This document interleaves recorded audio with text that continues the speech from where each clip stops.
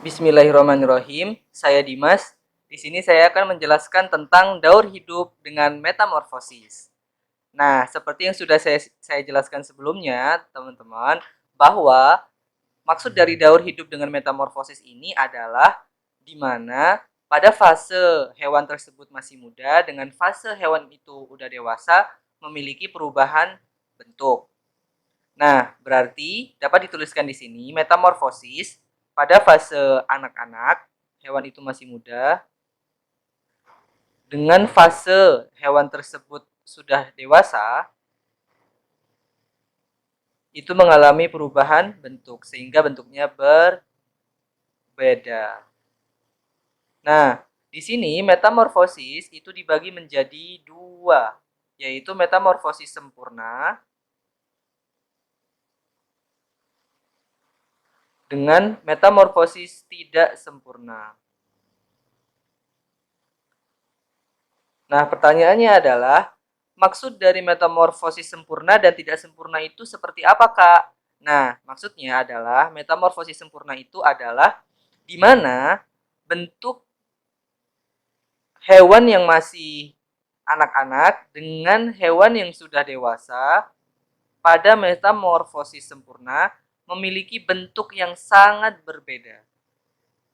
Nah, jadi bentuk hewannya pada fase anak-anak dengan fase dewasa itu bentuknya sangat berbeda, teman-teman, pada metamorfosis sempurna. Contohnya adalah pada kupu-kupu, lalat, nyamuk, lalu katak. Coba kita ambil satu contoh pada katak misalnya. Nah, pada katak misalnya pada fase katak itu masih setelah menetas dari telur ya.